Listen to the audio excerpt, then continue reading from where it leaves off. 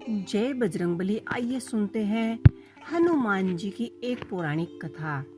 व्यास जी ने कहा, एक बार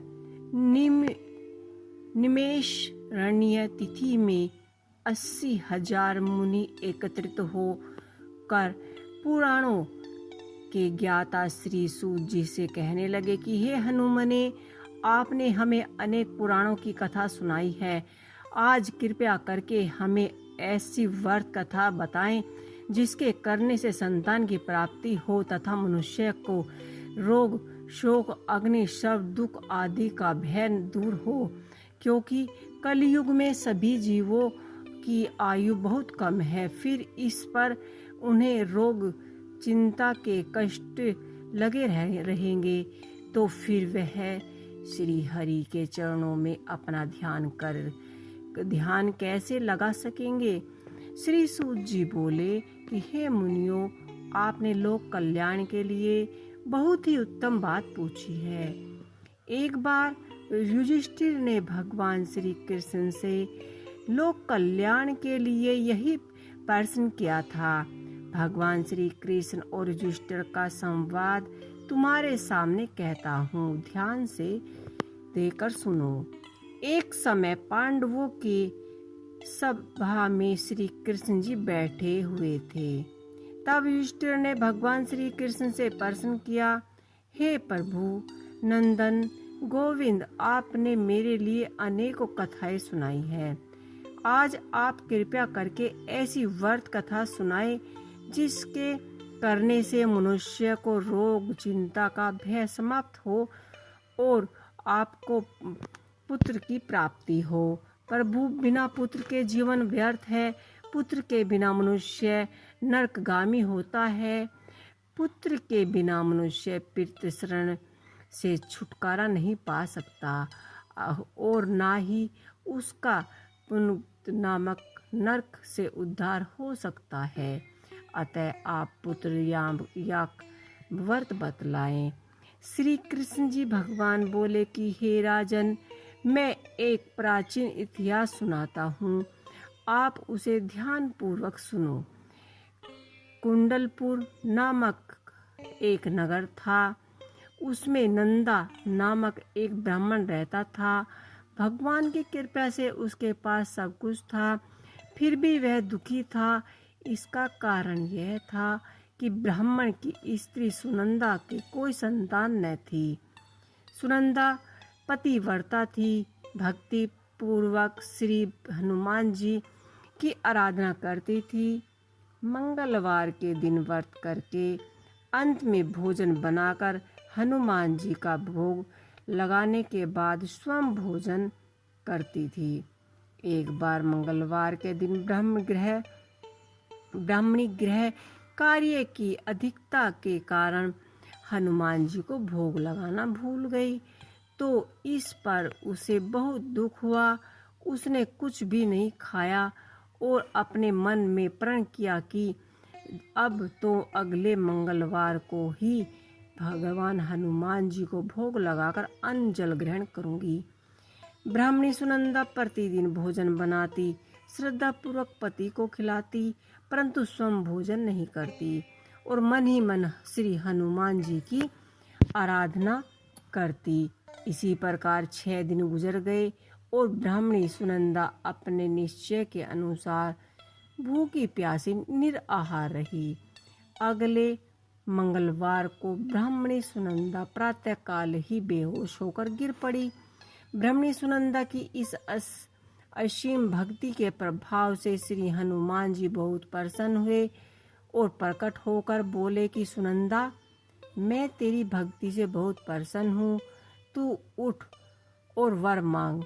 सुनंदा अपने आराध्य देव श्री हनुमान जी को देखकर आनंद की अधिकता से व्याकुल हो श्री हनुमान जी के चरणों में गिरकर बोली, हे हनुमान जी, हे प्रभु, मेरी कोई संतान नहीं है, कृपया करके आप मुझे संतान प्राप्ति का आशीर्वाद दें, आपकी अति कृपा होगी।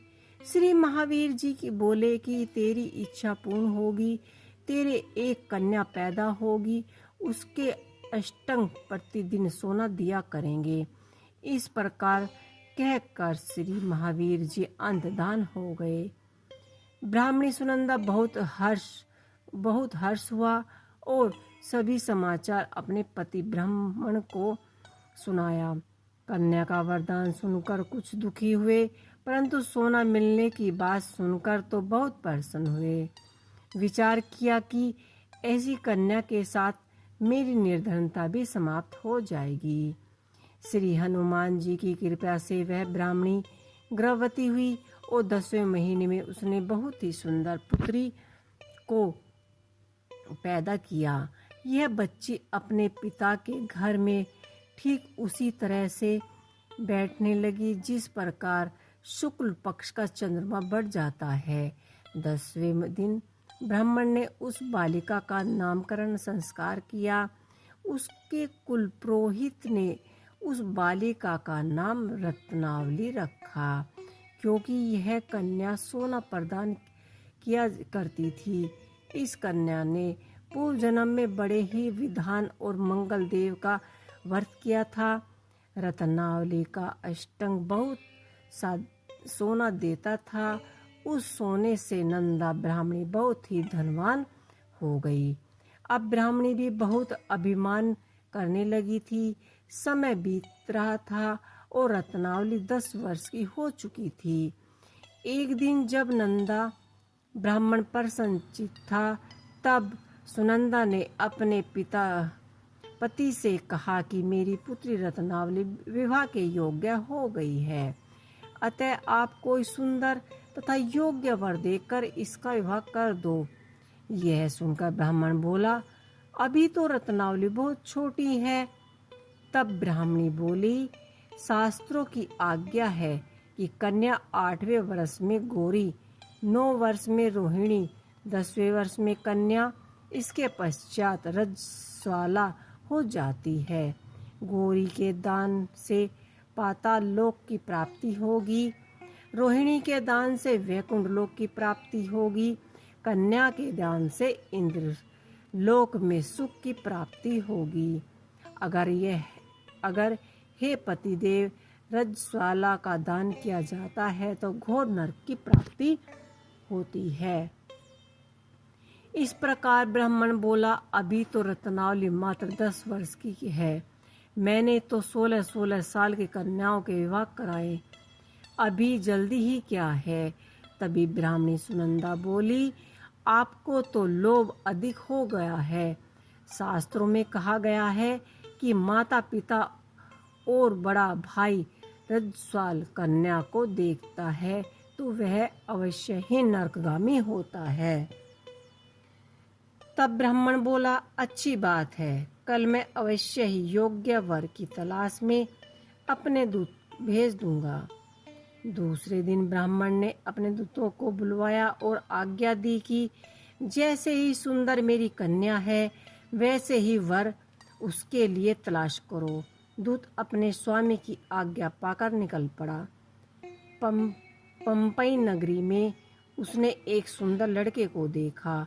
यह बालक एक ब्राह्मण परिवार का बहुत ही गुणवान पुत्र था। इसका नाम सुमेश्वर था।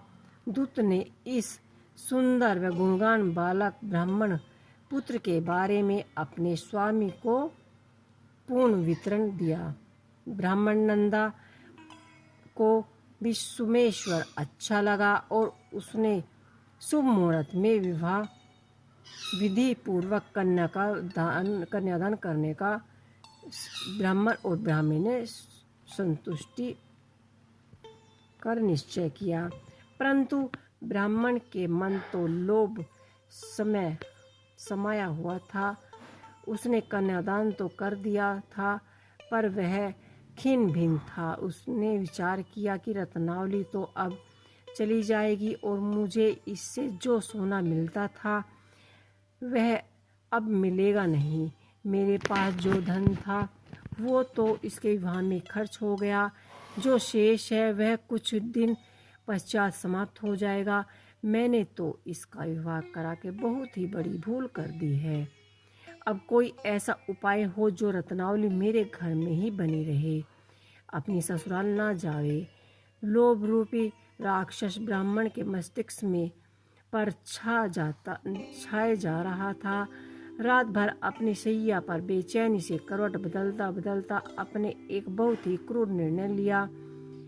उसने विचार किया कि जब रत्नावली को लेकर उसका पति सुमेश्वर अपने घर के लिए जाएगा तो वह मार्ग में छिपकर सुमेश्वर का वध कर देगा और अपनी लड़की को अपने घर ले आएगा, जिससे निर्मित रूप से उसे सोना मिलता रहेगा और समाज का कोई मनुष्य उसे दोष नहीं दे सकेगा। प्रातःकाल हुई तो नंदा और सुनंदा ने अपनी जमाई तथा लड़की को बहुत सारा धन देकर विदा किया। सुमेश्वर अपनी पत्नी रत्नावली को लेकर ससुराल से अपने घर की तरफ चल दिया। ब्राह्मण नंदा महालोभी के विषीभूत हो अपनी मति खो चुका था। पाप पुण्य को उसे विचार न रहा था। अपने भयानक व क्रूर निर्णय को कार्य रूप देने के लिए उसने अपने दूत को मार्ग में अपनी जमाई को मारने के लिए भेज दिया, ताकि रत्नावली को